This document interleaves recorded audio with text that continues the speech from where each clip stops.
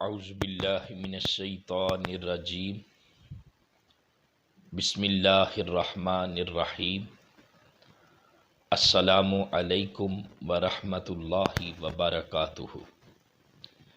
جی ناظرین، ہم اپنے اس یوٹیوب چینل پر آج سے قرآن مجید کی جو 114 صورتیں ہیں ان صورتوں کا خلاصہ بیان کرنے کی جو سیریز ہے اس کو شروع کرنے لگے ہیں۔ انشاءاللہ العزیز میں ایک صورت کا جو مکمل جامع انداز میں خلاصہ ہے وہ میں آپ کے ساتھ ضرور شیئر کروں گا۔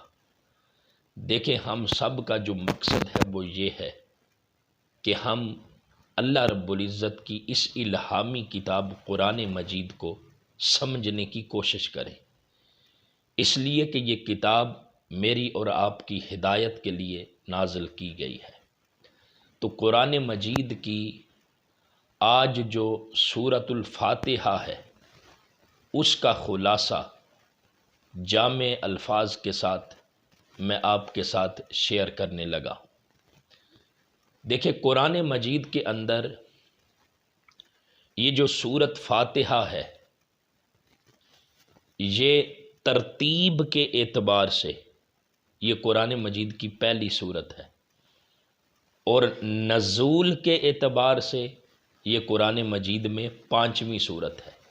یعنی جب قرآن مجید کا نزول ہوا تو یہ سورت 5ویں نمبر پر نازل ہوئی، لیکن قرآن مجید میں ترتیب کے اعتبار سے یہ سورت پہلے نمبر پر ہے، اور اس سورت میں 1 رکوع ہے اور 7 آیات بینات ہیں۔ یہ کس جگہ پر نازل ہوئی؟ یہ جو سورہ فاتحہ ہے یہ کس مقام پر نازل ہوئی؟ اس کے بارے میں مفسرین کے مختلف اقوال ہیں۔ کچھ نے کہا کہ یہ قرآن مجید کی سورت مکہ المکرمہ میں نازل ہوئی، کچھ نے کہا کہ یہ سورت مدینہ المنورہ میں نازل ہوئی، اور یہ سورت تفاسیر سے ملتا ہے کہ 2 مرتبہ نازل ہوئی، یعنی 1 مرتبہ مکہ المکرمہ میں اور 1 مرتبہ مدینہ المنورہ میں۔ لیکن قرآن مجید کے اندر اس سورت کو مکی سورت ہی لکھا گیا ہے کہ سورۃ الفاتحہ مکیہ، تو یہ مکہ المکرمہ میں نازل ہوئی۔ وہ جو مختلف اقوال تھے وہ بھی میں نے آپ کے سامنے بیان کیے۔ اس سورت کے اندر اللہ رب العزت نے جو قرآن مجید ہے نا، اس سورت کو قرآن مجید کا خلاصہ کہا گیا کہ وہ جو قرآن مجید میں سارا کچھ بیان کیا گیا ہے نا، اس ایک اکیلی سورت میں وہ سب کچھ بیان کر دیا گیا۔ حضرت علی شیر خدا تو یہ فرماتے ہیں اگر میں اس قرآن کی سورت کی تفسیر لکھوں تو اس تفسیر کے ساتھ جو 70 اونٹ ہیں وہ بر جائیں، یعنی 70 اونٹ بھی لاد دیے جائیں تو پھر بھی اس سورت کی تفسیر زیادہ ہے۔ یہ قرآن مجید کی جو سورت ہے اس کے مختلف نام ہیں۔ اس کو سورۃ الفاتحہ بھی کہا جاتا ہے۔ اب سورہ فاتحہ کیوں کہا جاتا ہے؟ اس لیے کہ اس سورت سے قرآن مجید کا افتتاح ہوتا ہے، اس سورت سے قرآن مجید کا آغاز اور ابتدا ہو رہی ہے، اس لیے اس کو سورۃ الفاتحہ بھی کہتے ہیں۔ اس کو سورۃ الکنز، یعنی کنز کہتے ہیں خزانے کو، یہ خزانوں والی صورت ہے۔ سورۃ الفاتحہ کو سورہ شفا بھی کہتے ہیں، اس لیے کہ اس صورت کے ذریعے سے دم درود بھی کرتے ہیں اور لوگوں کو شفا بھی ملتی ہے، اس لیے اس کا نام بھی سورہ شفا ہے۔ اس کو سورۃ الواقعہ بھی کہتے ہیں، سورۃ الکافیہ بھی کہتے ہیں، اور بے شمار اس سورت کے نام ہیں۔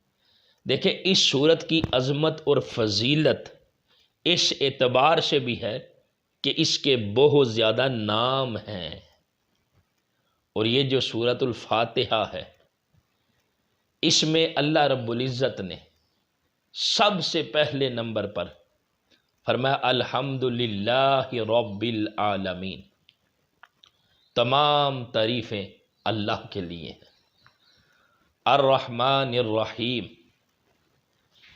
جو مہربان ہے اور نہایت رحم فرمانے والا ہے، مالک یوم الدین، قیامت کے دن کا مالک ہے، ایاک نعبد و ایاک نستعین، ہم صرف مولا تیری ہی عبادت کرتے ہیں اور تجھی سے مدد مانگتے ہیں، اہدنا الصراط المستقیم، اے اللہ ہمیں سیدھے راستے پر چلا، صراط الذین انعمت علیہم، راستہ ان لوگوں کا جن پر تو نے انعام فرمایا، علیہم غیر المغضوب علیہم ولا الضالین، ان لوگوں کا راستہ نہیں جن سے تو ناراض ہوا، جن پر تیرا غضب ہوا۔ یہ جو قرآن مجید کی صورت ہے، اس کا یہ مختصر سا ترجمہ میں نے آپ کے سامنے بیان بھی کیا۔ تو اس صورت کے اندر جو اللہ رب العزت نے آغاز فرمایا، بلکہ اس صورت کو صلاۃ سے بھی تعبیر کیا گیا ہے۔ اللہ رب العزت فرماتا ہے بندے، میں نے اس صورت کو اپنے اور تیرے درمیان تقسیم کر دیا ہے، اور میرا بندہ جب نماز میں پڑھتا ہے نا الحمدللہ رب العالمین، رب فرماتا ہے میرا بندہ میری حمد بیان کر رہا ہے، اور جب کہتا ہے الرحمن الرحیم، رب کہتا ہے میرا بندہ میری ثنا بیان کر رہا ہے۔ جب بندہ پڑھتا ہے مالک یوم الدین، رب فرماتا ہے میرا بندہ اپنے آپ کو میرے سپرد کر رہا ہے، میری عظمت اور جلالت کو بیان کر رہا ہے۔ ایاک نعبد و ایاک نستعین، جب بندہ یہ پڑھتا ہے تو رب فرماتا ہے میرا بندہ، صرف یہ راز ہے میرے اور میرے بندے کے درمیان کہ میرا بندہ صرف میری عبادت کرتا ہے، مجھے اپنا معبود حقیقی سمجھتا ہے، اور یہ میرا بندہ جو بھی مدد طلب کرے گا اس کی مدد کی جائے گی۔ اور آگے جو دعا ہے اہدنا الصراط المستقیم سے لے کر ولا الضالین تک، یہ ساری دعا ہے جو بندہ مانگتا ہے۔ تو یہ دعا جب بندہ اللہ رب العزت سے مانگتا ہے تو اللہ رب العزت اس بندے کی یہ دعا بھی قبول فرماتا ہے، اپنے بندے کو ہدایت عطا فرماتا ہے۔ دیکھیں نا، یہ جو دعا ہے نا، اس کو ہم سمجھیں، ہدایت کی دعا قرآن مجید کی پہلی صورت میں ہی اس کو بیان کر دیا کہ بندہ اللہ رب العزت سے ہدایت کی دعا مانگے تو اللہ رب العزت کی طرف سے دنیا میں بندے کے لیے بہت بڑی نعمت ہدایت ہے۔ اس لیے بندہ شروع میں اپنے رب سے ہدایت کی دعا مانگ رہا ہے۔ اور پھر ناظرین، پہلے انبیاء کرام علیہ السلام 1,24,000 کم و بیش جو انبیاء بھی آئے، حضرت آدم علیہ السلام سے لے کر آقا کریم علیہ السلام تک جو انبیاء بھی آئے ہیں، سارے انبیاء کی بعثت کا ایک ہی مقصد تھا کہ وہ انسانیت کی ہدایت کے لیے آئے تھے، اللہ کے بندوں کو راہ راست پر لانے کے لیے آئے تھے، بھٹکی ہوئی انسانیت کو ہدایت کے راستے پر چلانے کے لیے آئے تھے۔ تو وہ جو ہدایت ہے نا، جو انبیاء کی بعثت کا مقصد بھی تھا، اس کو اللہ رب العزت نے اس صورت میں بیان کیا کہ میرے بندے مجھ سے ہدایت طلب کر، مجھ سے ہدایت مانگ۔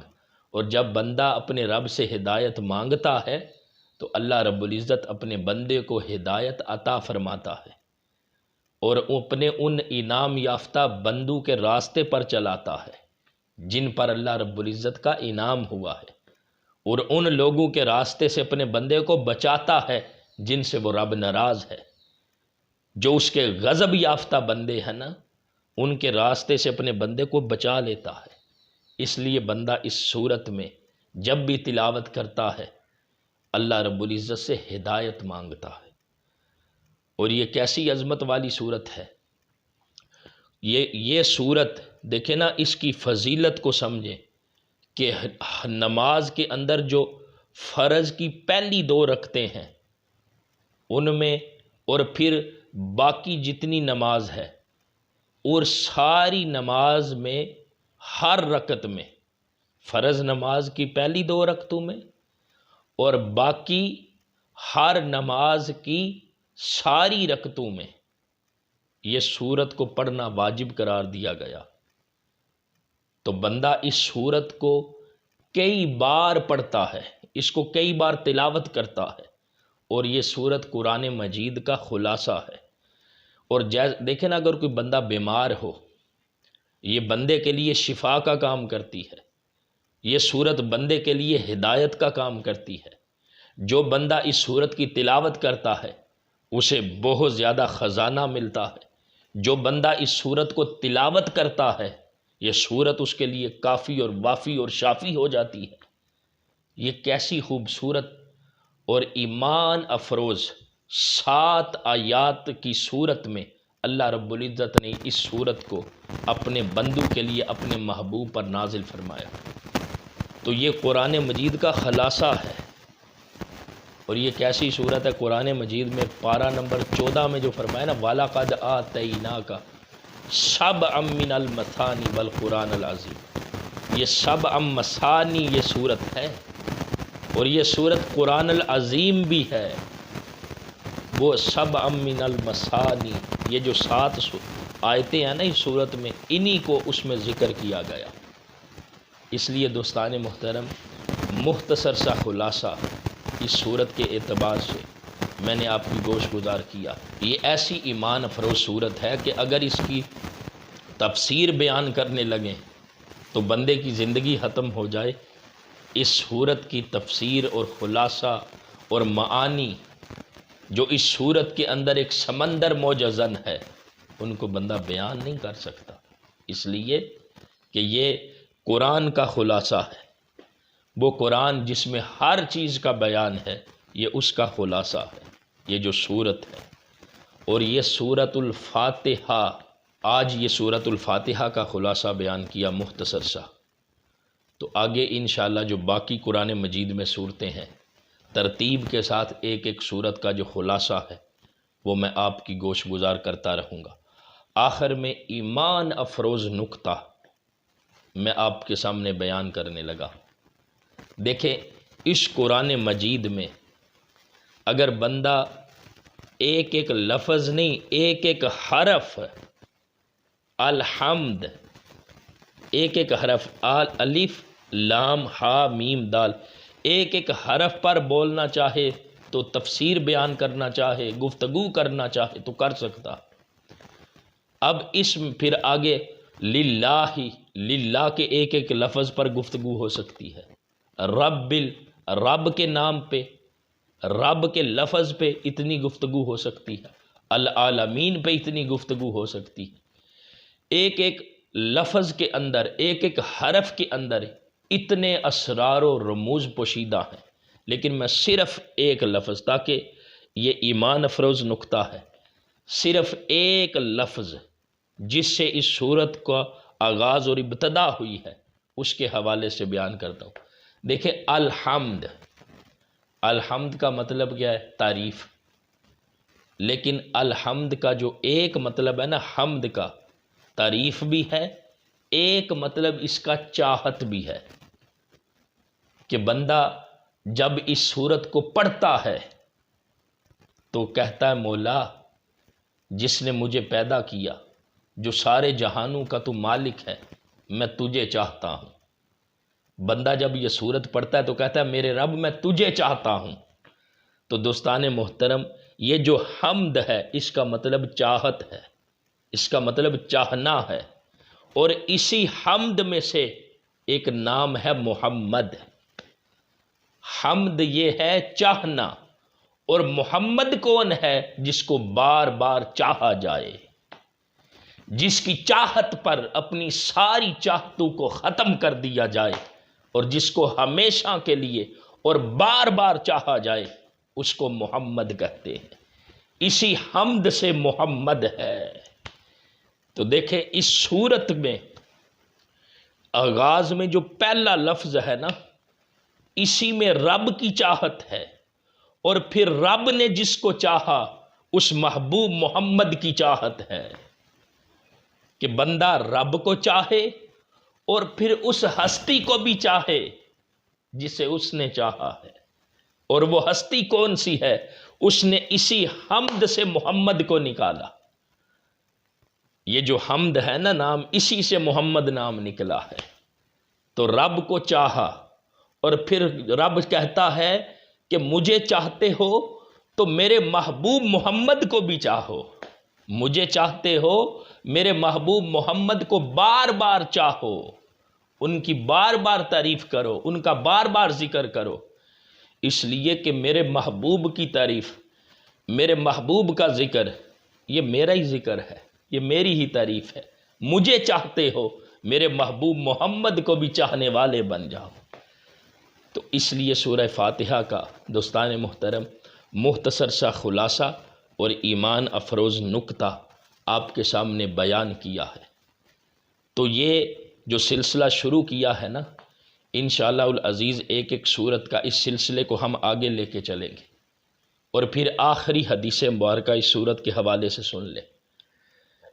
ایک فرشتہ نازل ہوا، آقا کریم علیہ السلام کو خوشخبری دی کہ یا رسول اللہ علیہ وسلم، اللہ رب العزت نے آپ کو 2 نور عطا کیے ہیں، ایک نور سورہ فاتحہ اور ایک نور سورہ بقرہ کی جو آخری آیات ہیں۔